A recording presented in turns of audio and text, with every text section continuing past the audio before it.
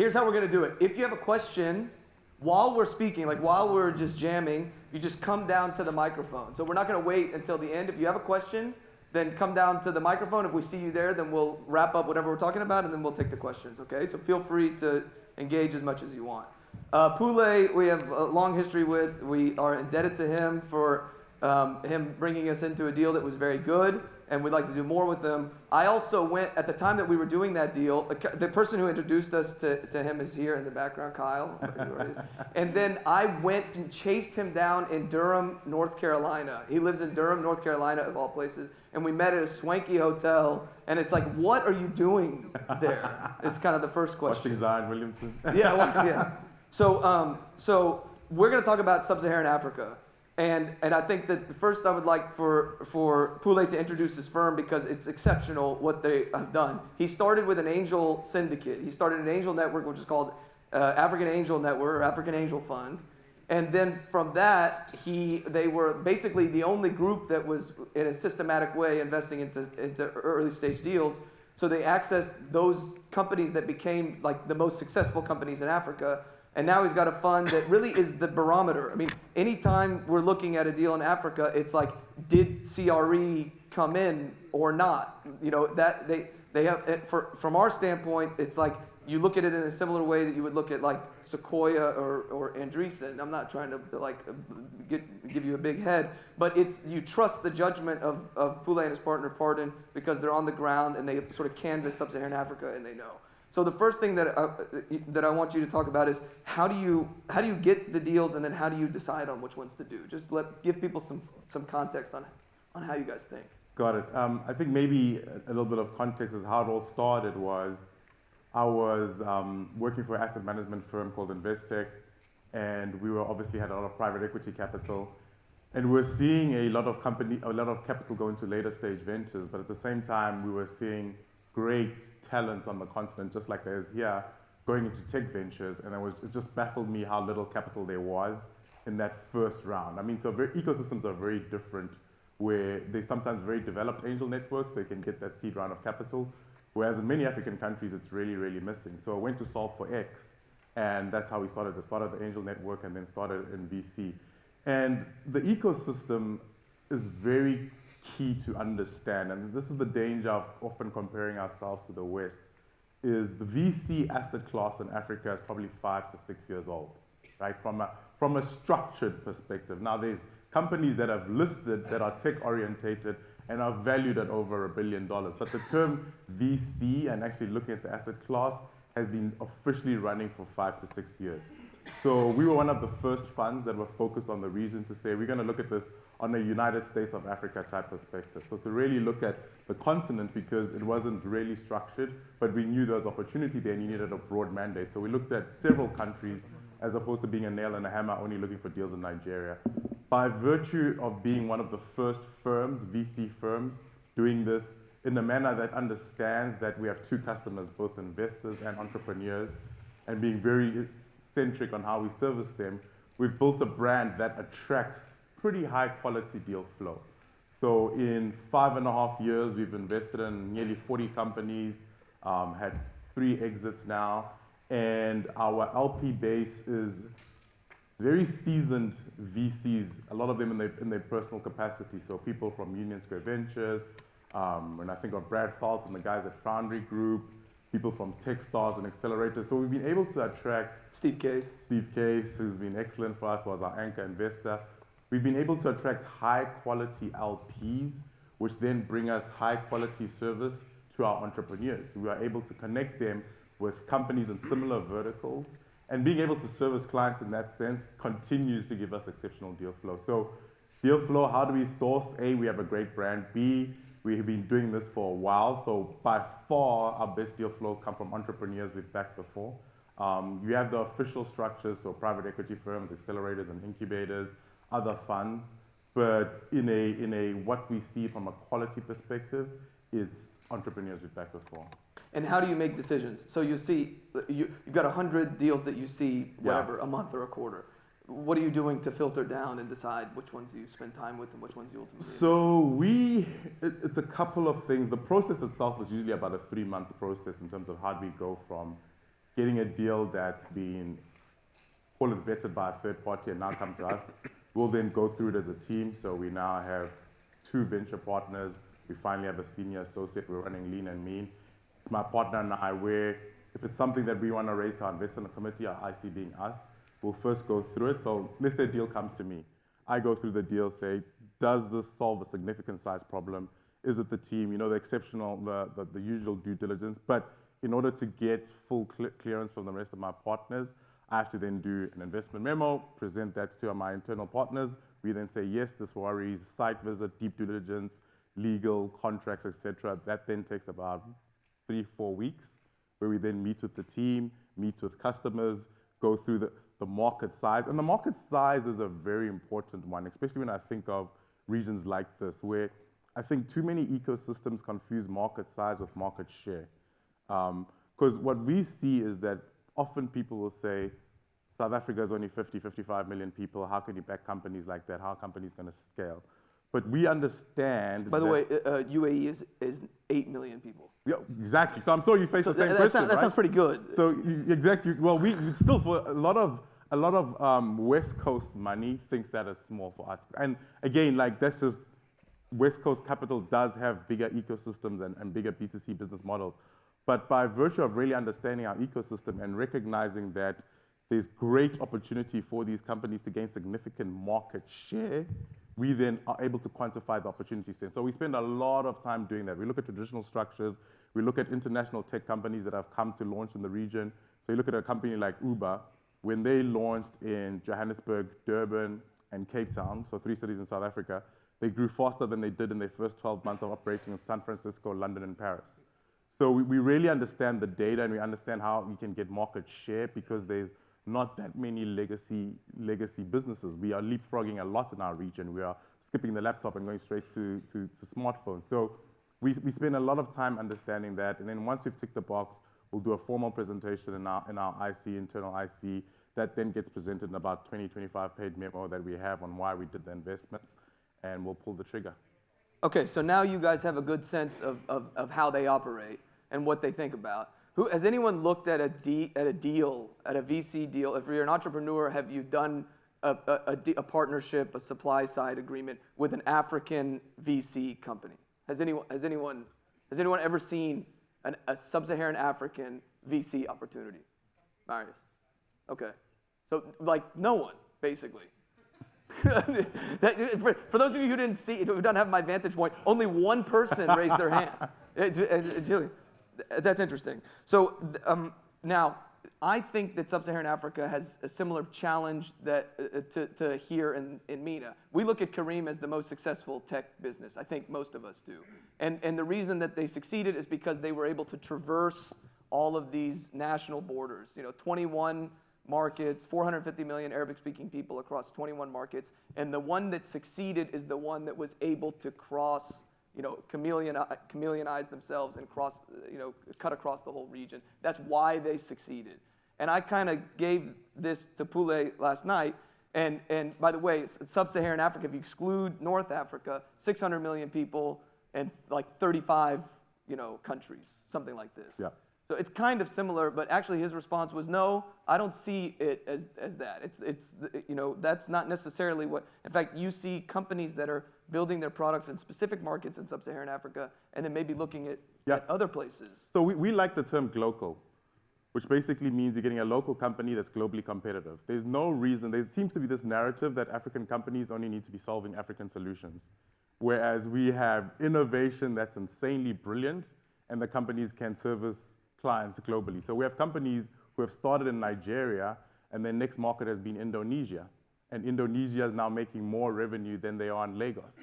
So it's all about finding exceptional talent that's building crazily high quality businesses. When you do that, you can really have businesses that can grow globally. And it's something that we spend quite a bit of time on. So we like to say Africa-levered businesses. So we have businesses where all the operations are in Africa, but not a single customer is in Africa. Andela is a perfect example. So Andela trains young Africans to be high-quality software developers.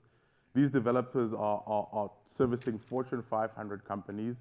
They all sit in Lagos, Kenya, Uganda, Rwanda, but are making hard currency revenues. And the great thing about that, we know what happens in emerging markets with currency. So it's the risk is something you have to think very hard about: risk, domicile, and sector. So now you've solved quite a bit of that by thinking about your portfolio in an exceptional risk manner. You know, let me give you some insight. When we were looking at Andela, when Andela came to us, first of all, the thing that was really like exciting about it is that Mark Zuckerberg was investing personally. The first investment that Zuckerberg-Chan Initiative went into was Andela, and we had the chance to get in that at the same time. That's really what was driving the thesis. But beyond that, it was kind of like, yeah, it's in Africa. It's an African thing. And like, we're in MENA. And, you know, there should be some reason, right? Like, we actually didn't really have a firm understanding of what that strategic, you know, prerogative was. We just thought there should be. And I'm being perfectly honest. Sure, but the response from our investors were kind of like, yes, do it. You know, this is great. Where do you see MENA, you know, in the context of Andela, like, why is it then valuable that Andela has shareholders from this region? And in general, where do you see guys from MENA right now, currently? Where do you see them playing in sub-Saharan Africa? Do they come across? Do you run into them in any way? So I think we're seeing companies from the MENA region really start realizing that they can expand into our African markets. So drawing some similarities. Definitely, our market isn't a copy and paste. Like we've seen, that doesn't always work. But you know what? Every country is going to need an ATM. Every country is going to need a car. So there's certain, you don't always need to reinvent the wheel, but you can customize, we often like to use the term, Africanize your business for our region.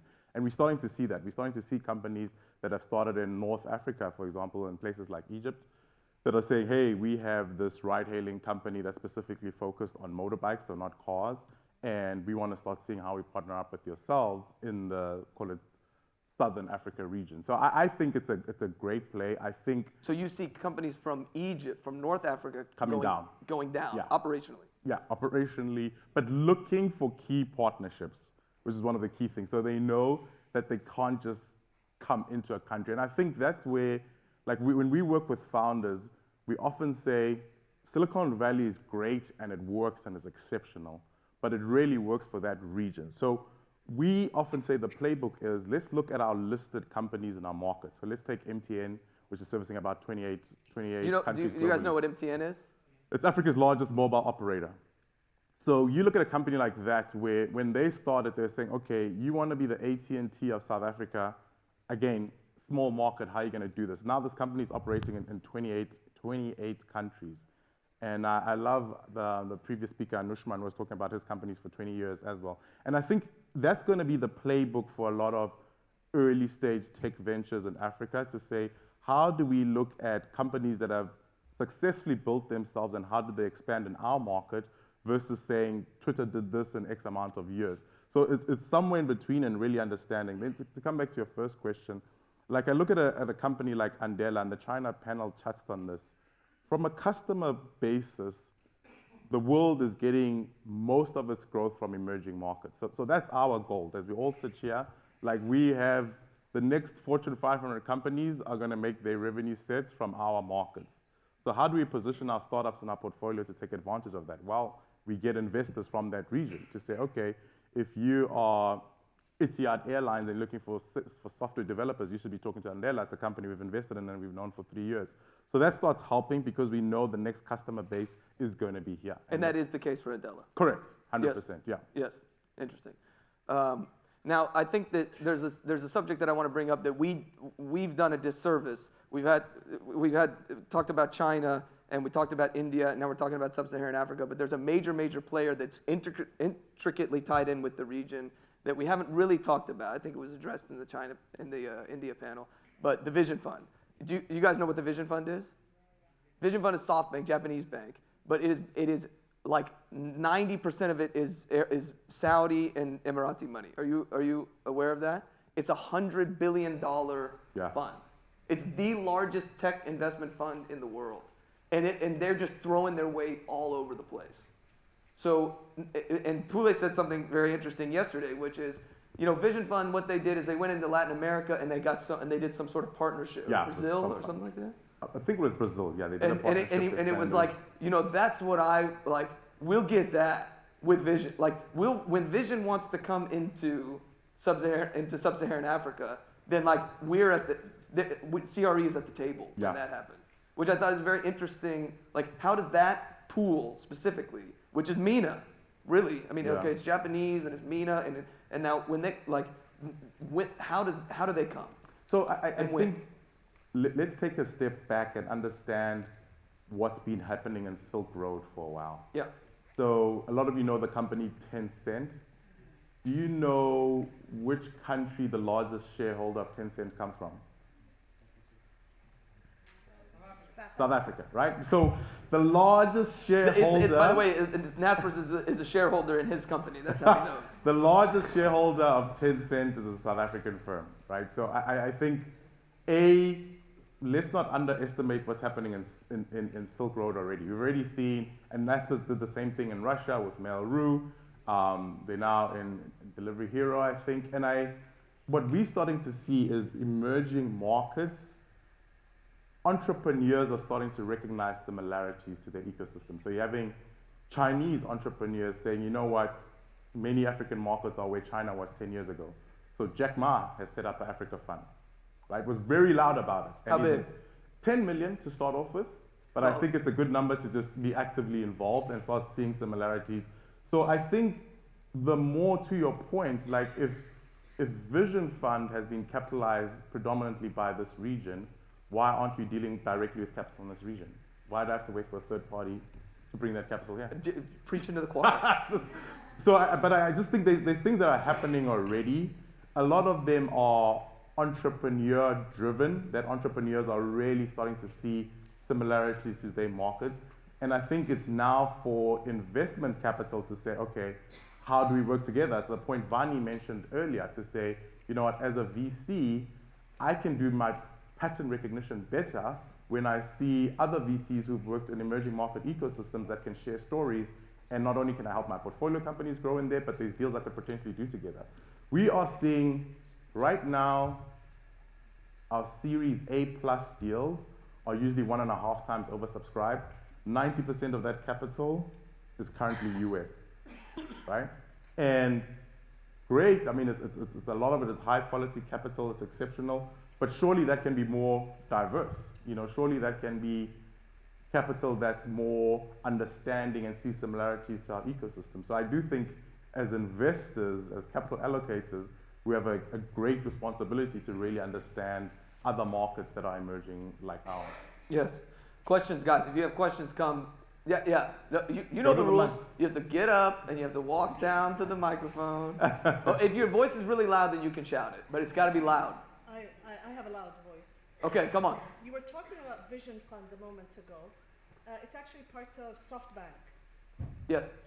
And SoftBank's main contributor is Mubadala here. One of them, yes. Yeah. It's one of them. But Mubadala is announcing, I think, this week that they're launching a new initiative, which yes, the Tech Hub. Yes. So this is how it's coming together, and I think hello over there. But I think what we're seeing right now is the creation of the ecosystem coming together nicely with DED's tip, and also Mubadala, which I think are launching this week, correctly? Yeah, Booker. Yeah. Tomorrow, yes. So the question here is, if we have all of this money here and we have the bits and pieces coming together, does it not start with actually identifying the problems that we need to address? And are they problems that are here or are they elsewhere? With Africa, we know that many of the successes are fintech and telecom because they answer a very infrastructural requirement. But coming out of this region, don't you think the question is maybe identifying what the purpose is, what the direction, what the vision is? Is it international? Is it regional? So I don't know what the exact goal of the accelerator is, but if I can, there's over 450 tech accelerators and incubators in Africa now, right?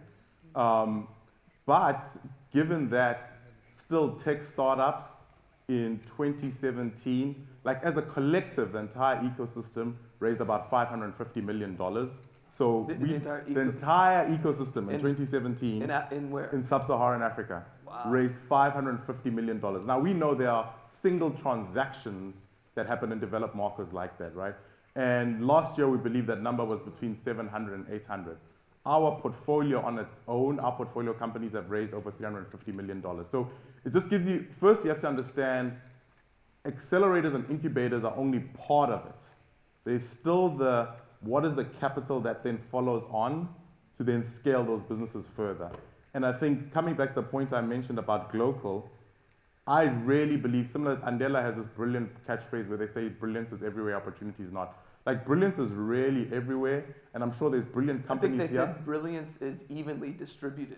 Well, like no, it's very much is everywhere. Okay, like, fine. But not giving an opportunity. By that, what we mean, like we've seen insane IQ tests, and this is with Andela, in parts of Africa that have no formal schooling.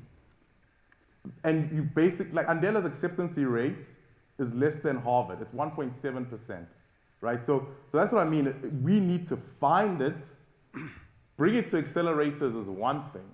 How do you then scale it further and go into bigger things? And this is where we found it challenging in our continent, where people have heard great stories about Y Combinator, right?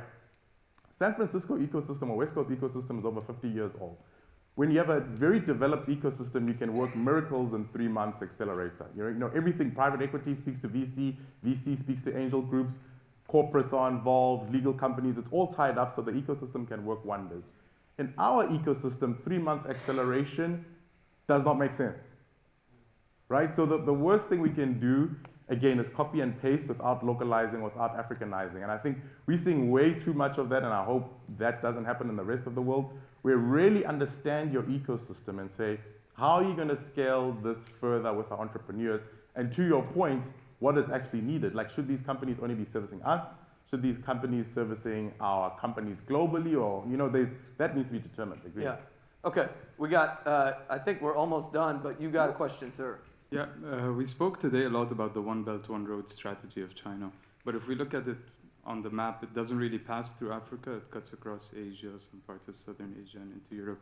So, but you mentioned Chinese involvement in Africa as well. So under what capacity is China really being involved in Africa with regards to the It's like tech if you industry? miss a turn in Dubai and You can't go straight. shot, well, then you can't get off the new road that you're on.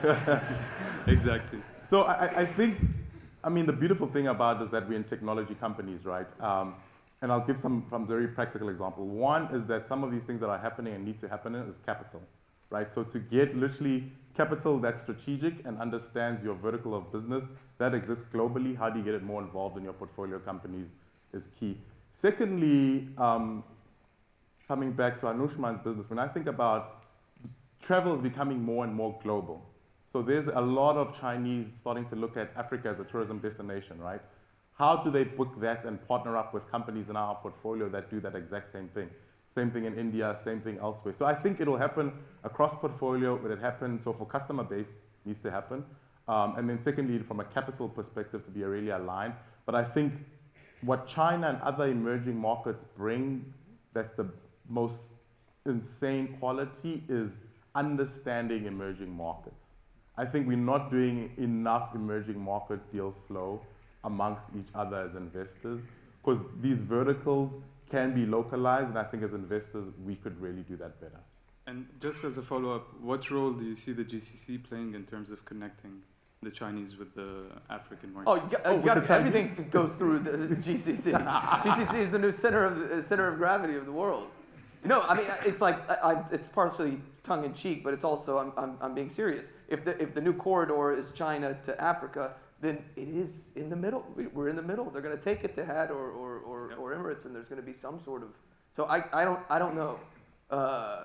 But I will say something interesting, which is somewhat related. We made an investment into a company called QFPay, which exists only to provide wallets that accept Alipay and WeChat for Chinese tourists coming to the GCC. That's their entire business model. Is Chinese tourists come and they will use our little wallet aggregator so that they can pay with Alipay and WeChat.